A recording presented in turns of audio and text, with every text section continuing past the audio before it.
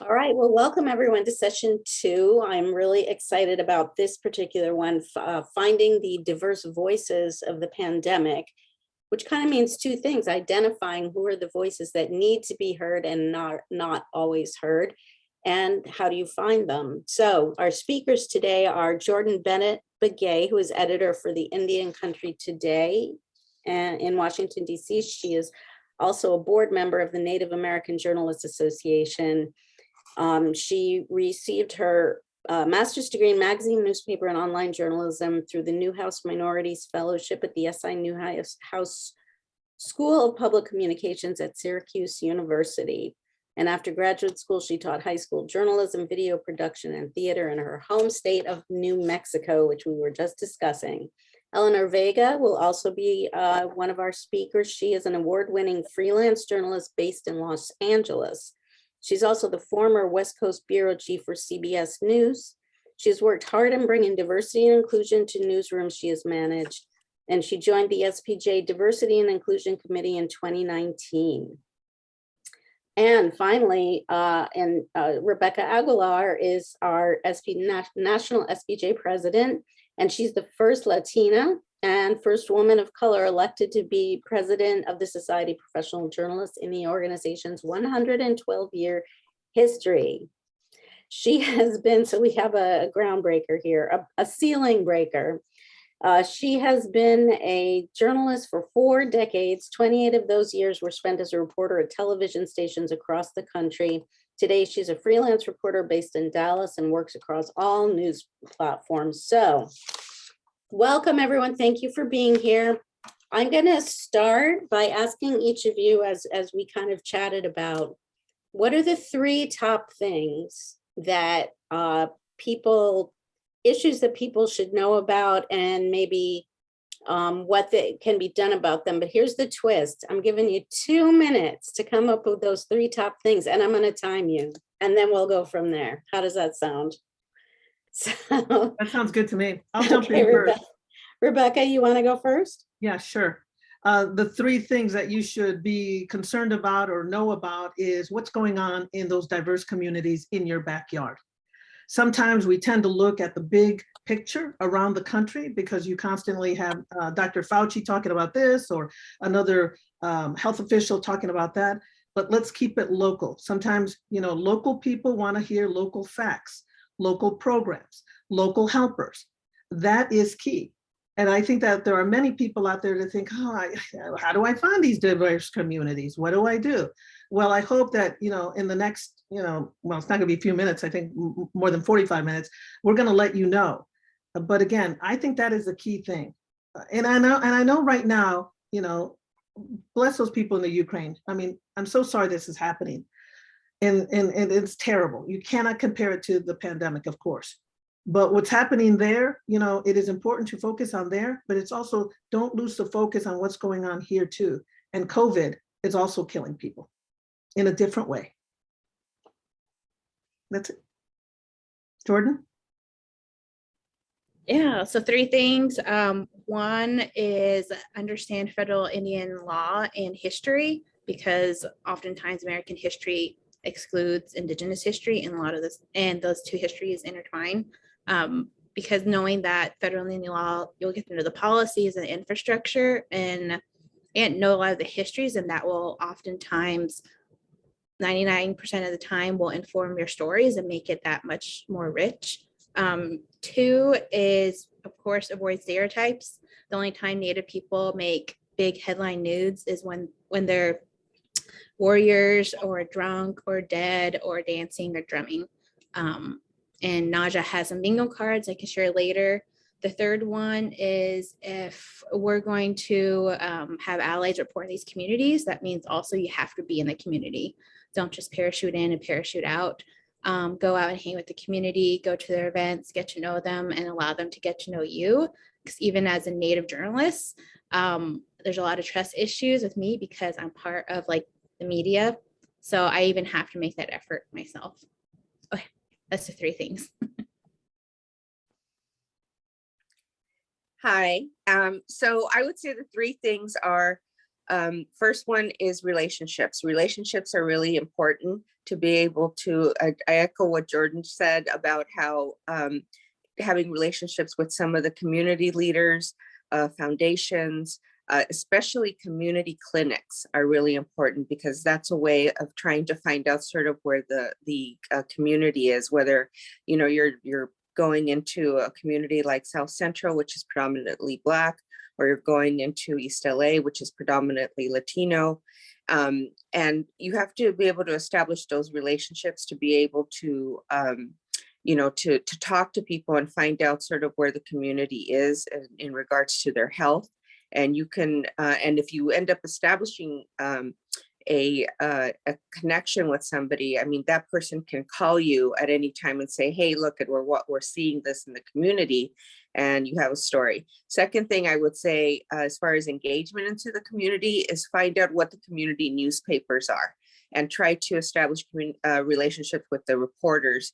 A lot of times, you know, I have journalists that would say, oh, you know, I don't speak Spanish, or I don't, you know, and especially with Spanish, we're also getting indigenous community members from like Oaxaca, which don't speak Spanish. They speak, you know, they might speak a Mayan dialect, or they might speak an Olmec dialect. And then you have to have, you know, translators translating that to Spanish and then to English. And I've done that before. So it's important to sort of find out, you know, who is the community that you're covering, and sort of who are the leaders of the community. Sometimes they have established clubs, but newspapers community newspapers are really a good source to be able to find out, you know, sort of, you know, what is being said. And then the other thing is just to actually walk the streets of the communities that you're covering and find out, you know, who are the businesses, eat at the restaurants, find out, you know, what's going on at the local, you know, hair salon, or, you know, the local, you know, party store. I mean, you'd be surprised the stories that, you know, once you start talking to somebody and they feel comfortable with you and you start asking them what's going on in the community, I mean, you'd be surprised the information that you can get. Yeah, for sure. All right. Just one more question. I'm going to let you guys just have at it. But you've talked about being in the community as a resource and knowing about the community. What's the first step? I just moved to this new city and it has a big XYZ population. What's my first step if I want to cover that community? Anybody take it, and then you guys go for it. I think the first thing you have to do is reach out. And that means leaving your home, getting off social media, going into the community. And I wrote a brief list of people that immediately, when I go into any community, because sometimes I will do a story for a national platform, is, and these are just real quick: community leaders, church leaders, police and sheriff officials. Understand that all of these people are connected to another community. Let's say a community leader in the Muslim community. All right, let's say those are the people that will connect you with other people, as Eleanor had said before: advocates, activists, nonprofits, foundations. Foundations, they fund nonprofits that are doing good things for people with COVID or helping in a crisis, that kind of thing. Funeral homes, who deals with the dead?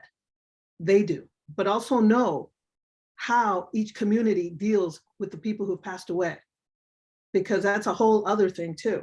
Clinics, as Eleanor said, my brother works on for the Lakota community in South Dakota. He basically lives in a clinic. And he's told me many stories that are just right there in a clinic, but nobody, he always says, no reporters ever call here and ask anything. And again, it's also knowing that community. Immigrant and refugee advocacy communities, support groups, the coroner's office, you know, they deal with the dead. And they're going to know what statistics, who's dying more than another community. Philanthropists, there are millionaires in Dallas. And many of them, maybe they're white, maybe they're Black, they're giving their money somewhere. And they keep a list of where they keep their money. And again, those are contacts. So to your question, Ruth, you have to get out there. Yeah, I could find these guys on all social media, send them an email. Hey, I'd like to meet you, blah, blah, blah. But if I say, I'd like to stop by your office just for a quick 10 minutes to meet face to face, usually they're not going to turn you away. Sometimes you just show up. I may show up at a church on a Sunday, a Baptist church on a Sunday. I'm not Baptist. But if I go sit in there and just listen, and maybe sometimes the pastor will say, well, look who's here, Rebecca Aguilar from, I used to be at the Fox station here, whatever. Most of these people know me. That's showing respect to their community. But on the other hand, guess what? I'm going to be talking to people. What's going on with COVID? How are you helping the people in your church? In Dallas, in some parts of the neighborhoods, every corner has a church. They don't have to be these mega churches, the little small community churches. So get out there, get off the computer, get off your phone, meet people in person. It works. I agree with that. When I first went to school for grad school in Syracuse, I knew I was in the Haudenosaunee territory or the Haudenosaunee Confederacy, and I thought, where do I need to go? But the first thing I knew, is for at least covering Indigenous communities, or if you're looking for this type of stories, like ones know the land you're on, because very much those people are still there in present day. There is this website that I will drop in a chat that you can know what land you're on wherever you are at in the world. It's something that people have collectively worked on together. So, but usually that's a place to start, because then for me, when I was in Syracuse, I would know like, okay, Onondaga is down the road, Oneida is like 30 minutes away, going toward Buffalo, there's Tuscarora, there's Cayuga, there's Seneca. So get like a general knowledge of what tribal lands are near you, but where the people are, where they hang out. And I found Native people all over Facebook. For Indian Country Today, our social traction, 95% of it comes from Facebook. And so I get immediately on Facebook and look at what Native groups are there, or Indigenous groups, and see what's going on and find events that way. I went to a lot of lacrosse games. I mean, like Rebecca said, I just go out into the community and start talking to people, just so they can get familiar with me, and I can just tell them what I'm doing and tell them my story too. Because a lot of it's an exchange, for at least just for a human being, but for Native people, it's an exchange of information and letting them know what's going on. Again, I echo what Rebecca and Jourdan are saying, and just to build on that is it's important to find out sort of what communities are in the area that you're going in. Like, for example, in Los Angeles, there are 142 different types of languages that are spoken in Los Angeles. So that means you have people coming, you have like a little Saigon, you have a little, Africa community, obviously Chinatown, you also have different Latino communities as well. And, you have to be able to try to find out, where these communities are. And a lot of times there's like, you can either get that from local government. Sometimes they have a section where it talks about the different communities. In LA, they have that, with the city of Los Angeles. And then the other suggestion I would make is try to reach out to the health departments. Certain communities have health departments, like Los Angeles County has a health department, Pasadena has a health department, and you'd be surprised that a lot of the people that are sort of heading the communication side of health departments are journalists. So because you're a journalist, you're talking to another journalist, they'll be really helpful in trying to, one, get the stories out that they might be wanting to pitch to. And second of all, they will help you whenever it is that you need any help with, different things like statistics, or if they're, holding some kind of rally to try to get vaccination done. A friend of mine who's actually the communications director at the health department in Santa Ana had called me to tell me that they were going to be doing a door-to-door campaign in areas that they had sort of targeted that were not vaccinated. And they were actually going to walk the streets, walk the neighborhoods to try to offer vaccines on the spot. That's a great story. And so he said, who do you think I should talk to? And I gave him some suggestions. But if somebody had established communication, a relationship with that person, then, he would be able to call the reporter and say, hey, I got this story for you if you're interested. And, and these are stories that you're not going to find on social media, because not everyone knows how to do that and stuff. So, you know, it's just really important to be able to access that.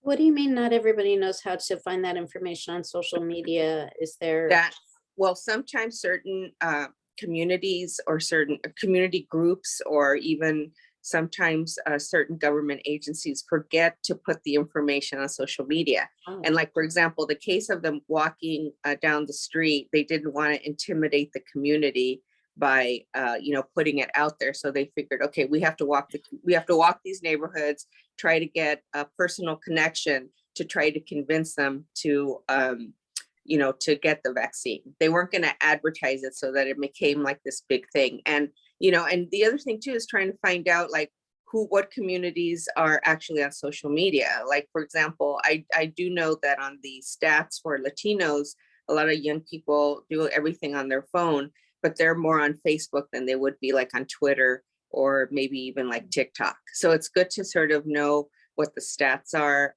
as far as where your audience is. interesting. Jourdan, I'm going to go back to you because you mentioned some of the stereotypes, you know, that people may have about Indigenous people. So, you know, let's say I'm new to the area and I'm coming into, let's say, you know, Western New York State, because, you know, you use that as sort of an example. Where the heck do I start? You know, I got cowboys and Indians in my head. Where do I start? Yeah, I think one thing to start is I always point the NAJA, the Native American Journalists Association. So we have a lot of like reporting guides on our website. And I can show, is it okay if I share my screen? Okay. On there, we have tons of reporting guides that people can use. So this is our website. It's najanewsroom.com. But when you go to resources, there's reporting guides here. There's one for covering the First Nations, Inuit or Métis nations like up in Canada. There's a Tribal Nations media guide, how to report on McGirt, the McGirt case happening in Oklahoma now. And there's just tons, right? How to cover the Violence Against Women Act, Indigenous terminology. So I think that's a really good place to start. One of the big ones that we just came out with is this Tribal Nations media guide. And this is just a guide, you know, to show that no two tribal nations are the same. We all have our individual histories, our cultures, our customs, you know, like I'm from Navajo, yeah, I'm Dene. So my culture and customs is going to be different from somebody down in Apache or even up in the Haudenosaunee territory, like Oneida or Onondaga.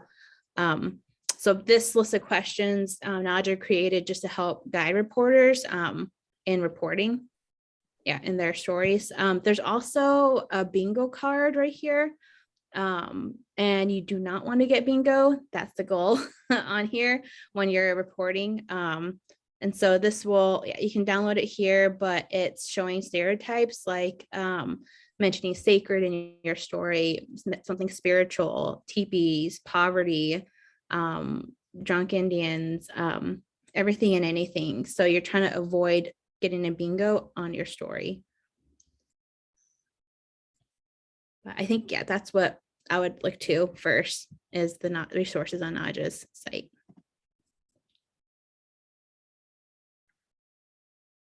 Rebecca, does NAHJ have something similar or another organization that focuses on Latinos? Yes, it does. And here's the interesting part about NHJ. They also have guides there. SPJ has a guide also. If you look over in the diversity pages, where they try to, you know, both organizations try to lead you in the right path, because what happens, and I love that, Jourdan, I love that bingo card. We all should be creating it in our own communities because it is such a simple help. I mean, the other day, you know, I was even asking Jourdan, do we still call them Sioux Indians or you know, or Indian reservations? Because I just told you my brother works in the Native American communities, and she educated me right away. I mean, it is true. The settlers, they put people on the reservations, right? That was their thing. It wasn't the tribal land. I mean, there was so much I learned from Jourdan. But again, and what I appreciate from Jourdan, you know, and going back to what you had asked, Ruth, is no question is a dumb question. If I don't ask Jourdan, I can't learn. On the other hand, I don't want to be embarrassed to like her thinking, well, she's a veteran journalist. Why wouldn't she know? I won't, because this is not my community. If you want to talk about Latinos, if you want to talk about Mexicans, if you want to talk even about a daughter of undocumented workers, you can ask me. And so going back, yeah, there are guides out there, but I think the best guide, Ruth, is just asking the question from another person, another journalist. I learned so much from Jourdan. You know, no longer is it reservation. It is a tribal land. This was their land before it was taken. And yes, I don't know who gave the names here, here, and here, but they had original names that, again, were taken in the process. And so I think that's the best guide. While I love NHJ, I love SPJ, I say again, it's talking to people. Being able to call someone like Jourdan and say, hey, I'm going to give a presentation and it's to Native Americans, and I just want to make sure I'm on the right track. And that goes back to COVID. When you're covering COVID, you know, I'm going to call Jourdan. Or, you know, Ruth, I may call you about the Muslim community, about, you know, okay, you know, how do you guys handle, how is death handled in this community? How the funerals, what it's like, you know, what do you do? Educating ourselves in those areas, the more educated we become, the more we are able with confidence, and that's to everybody who's here or anybody who will look at this video in the future, the more we are able to go into that community. We continue asking questions, but at least someone will, like Jourdan, let's say she is not a journalist, she's working for a nonprofit that's Native American. She can say, hey, you know what? I trust Rebecca. Let's talk to her about this story. It's about building that trust. Right. So guides are great. I love what, you know, all these communities have. I love the bingo card, but talk to people and learn. And yeah, kind of focusing back on COVID a little bit, it seems like not every community is really, you know, some are really reticent to talk about COVID within their community. Have you found that in your reporting? And if so, is there, you know, what are your suggestions for getting past that? I've never had any problems with any community. I think, again, it's about building relationships. I wanted to share something real quick. Can I share my screen real quick?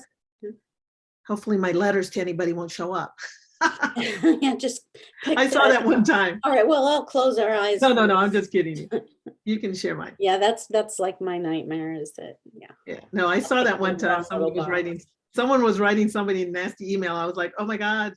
Anyway, can you share my screen? You should be able to. You have permission. Am I? Okay, let me see. I don't know how to. I am terrible at this. Well, the green share screen button on the bottom. All right, here we go. And then you'll see the big box, and you'll choose the little box. Yeah. Let me get this bigger. Good. Got it?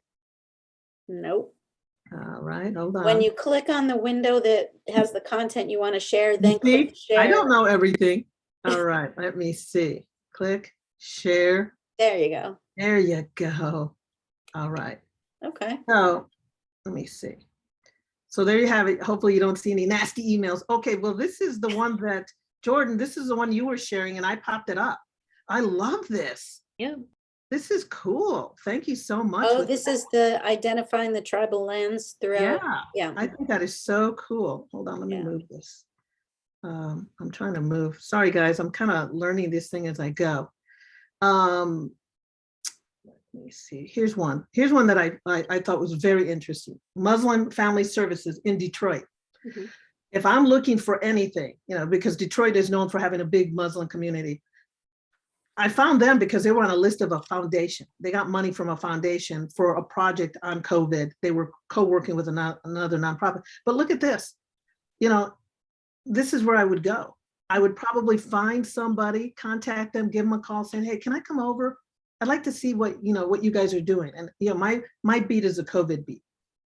Build that relationship. And again, if I'm doing a national story, even though I'm in Dallas, I'm going to contact them because I know where the big communities of Muslim communities are. Dallas one has a big one, but I know that Detroit does too. Let me see this one. Okay, I talked about churches, right? So Pastor Haynes here is one of the biggest churches in the Black community in Dallas. He's national now. But look at this. They have a page, the Coronavirus Information and Resource. I'm going to be looking at this. I'm going to have, I know Pastor Haynes because he does a lot, but look, housing and rental assistance. If I'm doing a story about people losing their homes, COVID, I'm going to call him. Pastor Haynes, there's someone he assigned to this. Where is it? Who lost their home? I need to put a face to this national story. Perfect example. Health tips, what they're saying to the Black community, which is important because again, COVID has affected different communities differently. Let's go to this one right here. I love this one, Latino Community Foundation. This is in Northern California. Now, what I love about this, guess what? They're a foundation. They have money. They give money to other nonprofits. Contribute here, of course, Love Not Fear. They have that fund. But as I was looking in the news, look at this. I mean, look at all these stories, context, everything here is a contact of to another story, right? Even, I mean, heck, I'll look into the Sacramento Bee. Someone wrote something, there may be a contact there. There's no reason we can't share sources, right? As journalists. What Jourdan has in her stories, I may go, I need to do something on Native Americans. I'm going to go look at her story because the more we share, the better. And there's videos, our fund, look at that. And, our grantees, look at everybody who gets money. Act for Women and Girls, Alliance of Coachella Valley, Alliance for Youth. Each one of those, you guys, is a COVID contact because each one has been affected in one way. Maybe they don't each have a program, but they know someone. And so again, these foundations, look at this. I mean, I could go on and on. Look, Blacks Making a Difference. They don't just give to Latinos. Here we go. Brown Bag Coalition, another coalition. That's another one, you guys, write that down, coalitions. They do help groups. Let me go over here. LULAC, which is the League of United Latin American Citizens. This is a big advocacy group. They go in and fight for the people. But guess what? They also have their coronavirus sources. These guys have chapters that they don't call them chapters, they call them something, councils, all over the country. All over the country. They don't, not Texas, just California, Arizona, Florida, they have them all over the country. Find them because look, coronavirus resources. And again, you go through these, one day, if you're not in the mood to watch Netflix, go through some of these and start, finding stories. Make a folder on your computer, make a list. Who have I contacted? When was the last time I spoke to them? And also give them a compliment on their website because it gives them a feeling of at least someone's reading it, right? And one more that I want to give you real quick is this one. The American Medical Association. What I love about them is that, look, they broke it down. Black community, Native American community, Latinx, Native Hawaiian and Pacific Islanders. But look at all these. Yeah. All those are links to what? Sources. And sources are links to stories. So there's no way you can't say, I can't find somebody in the Pacific Islander community. Because even if I go in there, all right, and this is LA County, someone in LA County often knows somebody in Dallas County, and that's how I make it local. So those are just a few that I like to count on that are important. But again, even though I can contact them, I'm going to make that effort to say, hey, you know what? I think you're like 2 miles away from me. Can I come over, or can we meet for coffee? Because we can meet at Starbucks. We can still do that, or wherever, and sit apart. If you're concerned about COVID, right? Which you should be. But I hope those help. Thank you. Yeah, that's a lot of, and I never thought about the foundations and all of that. That's a great tip. I want to pause for a moment and see if anybody has any questions or comments for the speakers on the topic in general. Anybody? No questions, a dumb question. I have a question, and it's for Jourdan. So I don't really cover health, but I do cover energy projects, and that are sometimes located on tribal lands, and in communities that are far away from where I live. So I was wondering, I know it's difficult when you're not actually in the community to form relationships, but I was wondering if you had any advice for forming those relationships when you don't actually live close to or in the community. Phone call. I would just do a phone call Yeah. and just talk to them. Because it does help me when I was trying to create our COVID-19 database for Indian country, because I think we were probably one of the first ones, or maybe the first one to do it. But I had to call health officials or even like tribal officials and tell them what I was doing. But I spent like an extra 20 minutes just talking to them and telling them who I was, and knowing elders like in our community, they ask who you are, who your parents, who your grandparents, just to see like who you know and establish some type of connection. But over time, like that definitely helped, because you're building a relationship with sources, and I got data that was very important. And so that's something we also encourage for our newsroom, because all of our reporters are remote or near the bureaus. We have 3 bureaus across the country, but every week we just encourage like them to reach out to one source and just chat with them for like half an hour and just see what's going on, and they're like just talk about anything and everything, and a lot of times they come back and be like, oh, I didn't know this was going on. I'm like, there you go, you have like 3 stories, you'll be busy for like the next couple weeks. Great, thank you. Anything else or comments? Eleanor, are you back? Yes, I am. Coming and going, okay. Sorry about that. Yeah, my battery started dying, so I had Oh, to switch over to a Okay. device. I just, the one thing I want to say is that some of other really good contacts that I've developed is, through, government officials. And I know that seems kind of like an obvious source, but I think if you can sort of set up relationships with certain people who have a lot of data, they will be able then to provide you information, especially when you're on deadline and you need something, and you can call these people, I'm in this kind of crunch, can you help me? And as Jourdan said, not everything, is driven by social media. There's people who love social media and there's people who hate social media. And the one thing that still works is, good old fashioned FaceTime, or else a phone call. And if you're spending time with people, they do appreciate the fact that you're spending time, especially because, everything is sort of parachute in, parachute out. And some of the best sources that I've gotten have been as a result of me having, again, going back to relationships and being able to say, so tell me, like in LA County again, what are the communities where there's the highest infection rate, or what are the communities that are not getting vaccinated? In LA County, they're still having a lot of issues with trying to vaccinate as many Latinos and Black residents, because there's still misinformation, if you can believe it, even after 2 years. And they're still trying to, a lot of the government agencies are sort of partnering with community organizations to still try to get the word out. So, I mean, it's still an issue that is still really important. We've also looked at a few, different sources, and in Mike's session, the last session, data. So we talked a lot about, getting to know a culture or a community by talking to the people in it. What about getting data on those communities? And sort of, I guess, the question to me as a writer always is, how do you blend the two? So do you have any, just as far anything about data, whether it's the incorporating it into a feature story or finding data? What do you think? I think finding information, again, is going back to the sources that we just said to reach out to.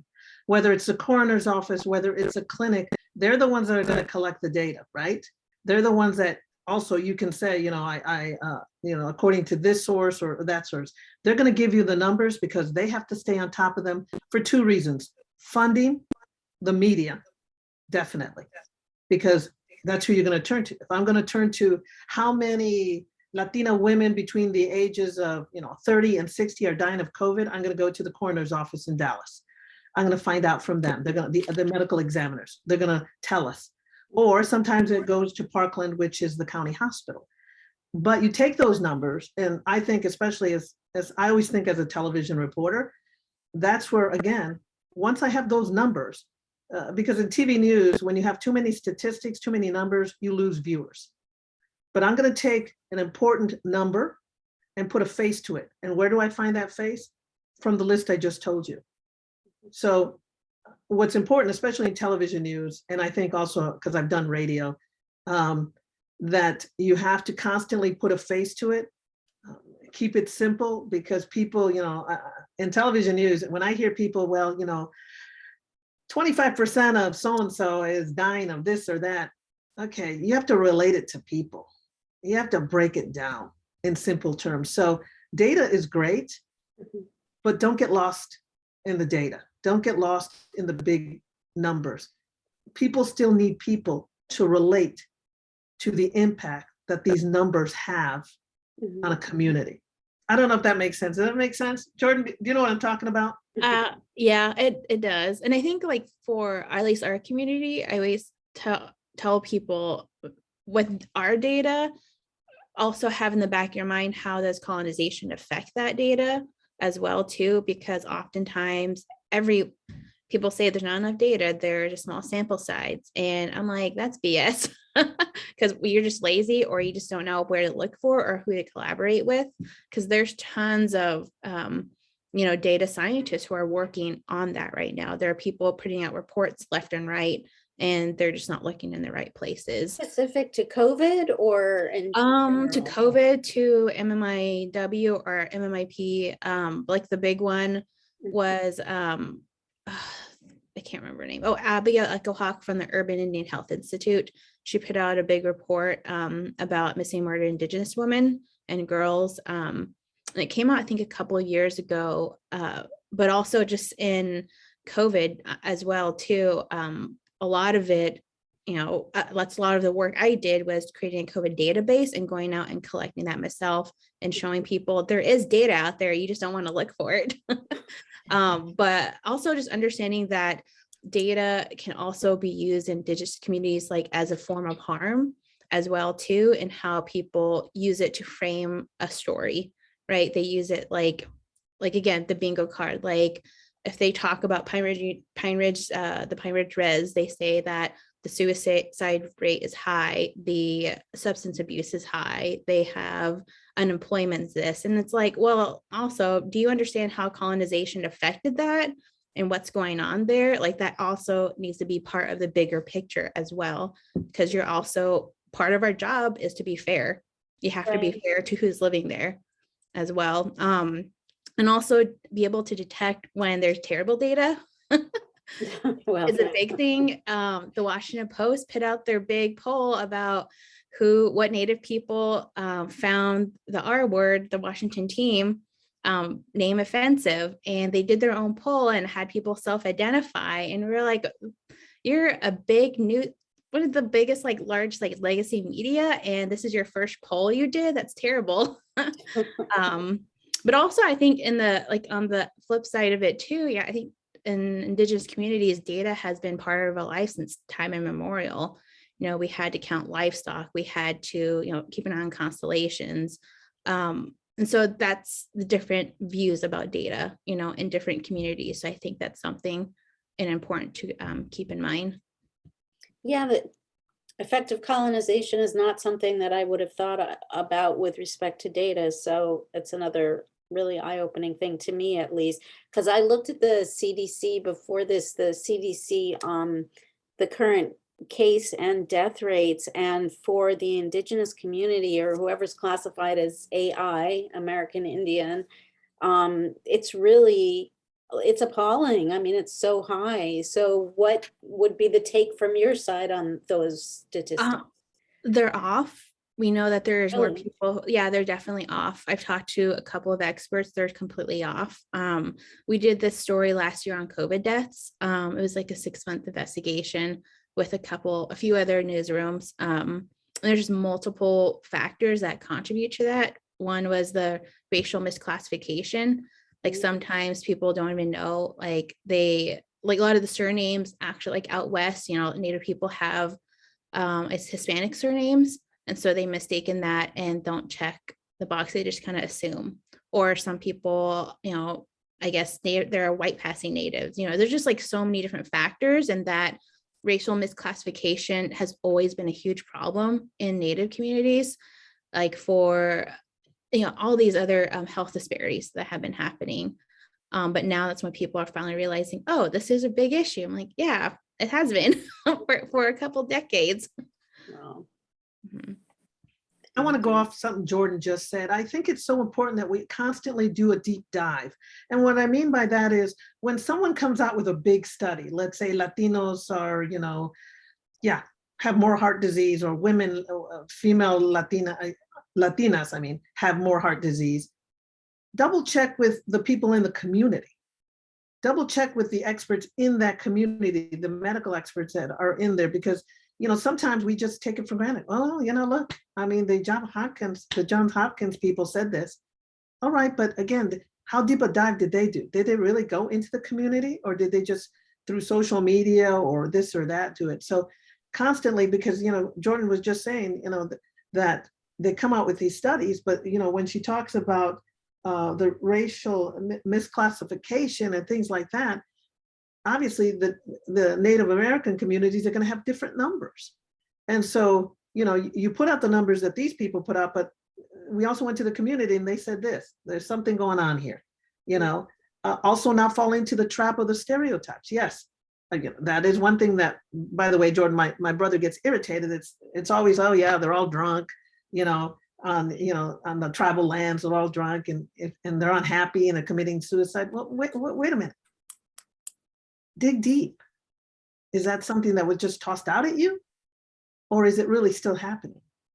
And that's why I say just, dig deep into information. When you are handed the data, when you are handed whatever numbers, whatever survey results, whatever investigation results that are done by these medical communities, check with the experts within that community that you are trying to explore and look into. I think that's important. Eleanor, do you have any thoughts from your perspective? Yeah, I would just say that, when you're sort of checking, with the local clinics, especially that have been established, for people to sort of go to for medical assistance, just also be mindful of the HEPA laws, because that's one of the issues that, you can get a certain amount of data, but not all data. They may not be able to give you all the data because of those HEPA laws. But a lot of times what will happen is that you can use some of the, people that you have established relationship with, as an example in a clinic, and just say, would you be able to, sort of connect me with somebody that would be able to help me with, let's say, my story that I'm doing, and you can use that person as a facilitator, so then you can sort of make a connection. Because sometimes because of the HEPA laws, it's hard to be able to sort of, talk to people. But there's been times that, I have, when I used to be the bureau chief and we were doing, stories, especially when it had to deal with, just as an example, what we would have RAM that would come in and provide dental and medical and eye services. And so then a lot of times the reporter would just go and actually go to some of these setups where they had set up these, and they would just start talking to people and find out what their story is about. And then all of a sudden it's like, okay, now I have a story. So, and I think it's sort of trying to mine information in different, different resources, whether they'd be the local clinics, whether they'd be, foundations that are providing kind of medical services. And I will say that since COVID, there's been a lot more money that is being poured in to mobile clinics. And these are clinics that they're using like big vans or big buses that have been converted to go into communities. And they are partnering with churches in particular, because churches, people trust their church. And that's one way of trying to convince people to, get vaccinated. Because, I mean, that seems to be like the big issue here in LA is people are still not getting vaccinated. And we still, even though our mask mandate has been, it's ended, we still have a very high infection rate. Yeah, wow. I actually want to turn the table, since we have a small group, and ask the people, the attendees here, who covers COVID, who covers diverse groups. Just, does anybody have any thoughts about how you do that kind of reporting? I mean, I have a question, if I may, to the audience, is sort of what are their challenges in trying to continue to keep their stories fresh? Just because, we're 2 years into this, and if they're still being asked to write stories about COVID, I mean, what are their challenges in trying to continue to, have fresh stories? Anyone jump in? Anyone?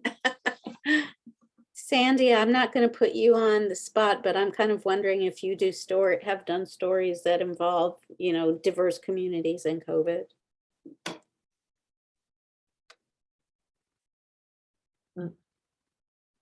Okay. All right, Dwayne. All right, I'll take it up.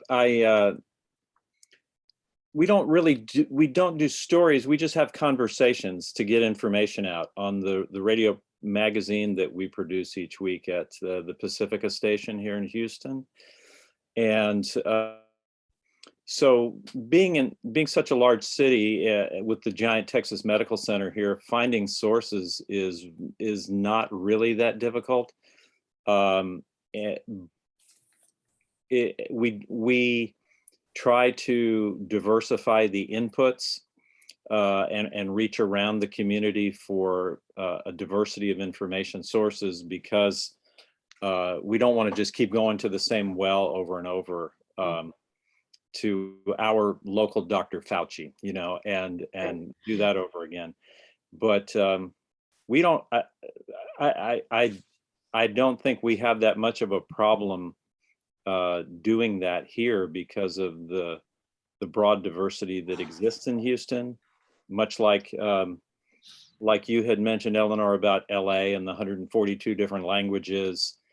Houston is, from all of the analysis we've seen, a picture of what America is evolving toward in terms of a no majority, all minority city that's going to predominantly, in 20 or 30 years, America might look like Houston looks today. Hopefully not quite as self-selectively segregated as it tends to cluster itself into, like India Town, Africa Town, and things like that. But we don't have, I'm not speaking as a writing journalist. I'm a talking journalist, and ours is just conversational magazine visits.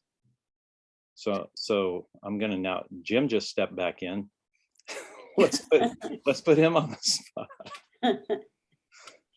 Jim, I don't know if you cover diverse community. You're muted though. Muted.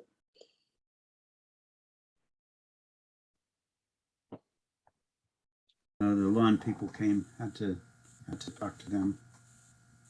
I'm sorry. The lawn service came. Oh, okay. All right. Well, we've got about, actually, we're almost done with this hour so that we can move on to the next. Unfortunately, we're doing these back to back. So, Can I just add real quick something? Yes. Because I know that we talked about making sure everybody gets to see people in person. I love social media. I do. I think it is a place where you find different communities, especially people who don't want to put themselves out there. They put themselves out there on social media. It is important that you be on as many platforms as you can, because it's generational. There is a certain generation, my son rarely does anything on Facebook, but he's on Instagram and he's 25 years old, We know the groups. There's some people on TikTok. I don't know how news people use TikTok because I'm not about to dance, but there's sources and stories to be found there. That is important. So, and especially if you guys are managers, don't be getting down on your reporters if you don't lead the path. If you're not on any of these social media, don't be complaining to me because you're supposed to lead by example. And if you're not an example, then you can't be getting down on us on not finding diverse voices in social media, just for those people who will hear this in the future. It's also important on Twitter to look for those hashtags that will lead you to sources. Latinas in medicine. I always look for Latinas in medicine, because that's where I'm going to find the next person who may be doing something different in COVID. Latinas in COVID. And one more thing, while I am a Latina and daughter of immigrants, I also have to look outside my own community. In Dallas, we have a big Korean community, Chinese community. There's different communities here. As a general assignment reporter, my job is to be able to cover any community. So make sure that when you're in one of these communities, get to know the other communities too. As a freelancer, I'm more hireable because I know other communities and I know who to contact. So yeah, be good. I know my stuff as a Latina and as a Mexican American and as a daughter of immigrants, but I hope that, I have built great contacts in the other communities, especially in the Dallas area. So get out of your comfort zone. Right. Because that's important. That's true. All right. Any questions, comments from anyone? All righty, then I think we're gonna wrap it up, and because Karen is here to take us through the noon hour, 1 Eastern though, Karen. So we went back and forth a little bit about the time zone to make sure we had it right.